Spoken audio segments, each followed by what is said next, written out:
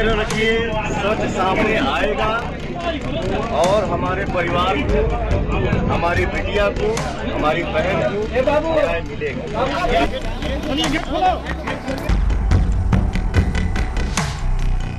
एवं इंद्रपुरी बराज ले जाने में प्रयोग किए गए सभी संभावित मार्ग के सहित सभी बिंदुओं पर गहन रूप से जो है वो अनुसंधान किया गया। फोटो देखते हैं तो कहते हैं कि नहीं ये हत्या प्रतीत होता है, तो इतना क्यों कंफ्यूजन भैया पड़। सर इसके बाद सर जब अंदर गए तो देखे कि उसके शरीर में कहीं खरोंच नहीं था, चीर फाड़ वाला कहीं नहीं था।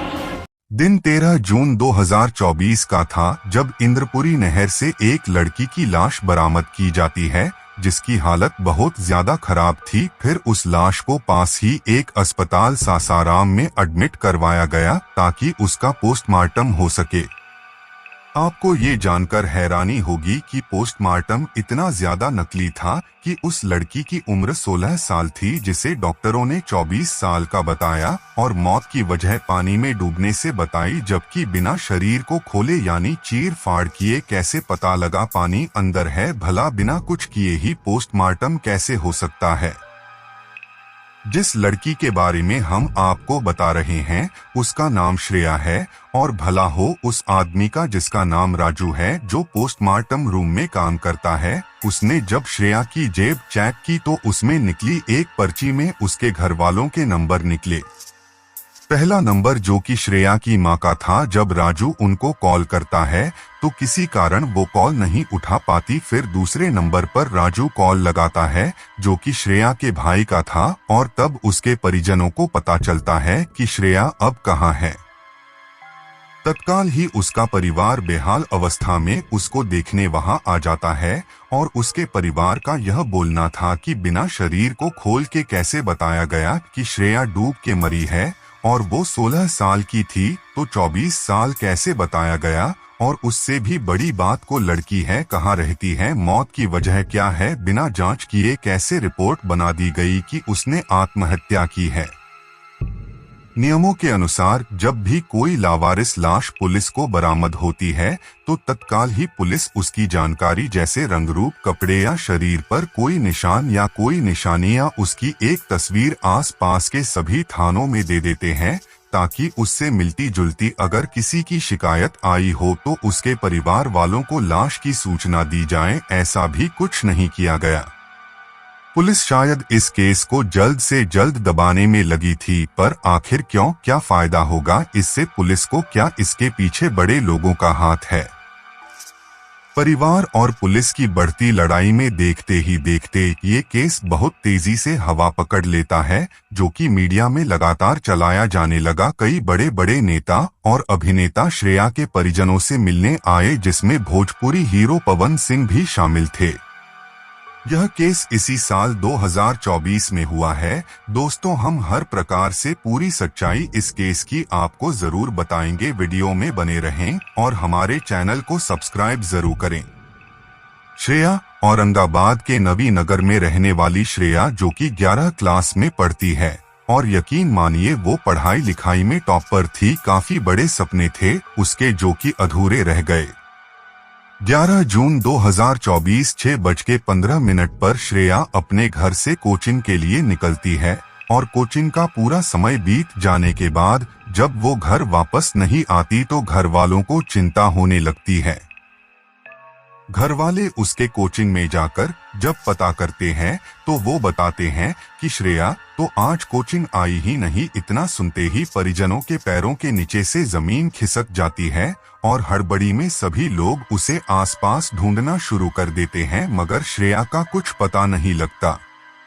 श्रेया का मोबाइल जो कि घर पर ही मौजूद था, जब उसे चेक किया गया तो सामने आता है कि पिछली रात श्रेया की एक लड़के से काफी देर तक रात 10 बज के चैटिंग यानी मैसेज में बात हुई थी।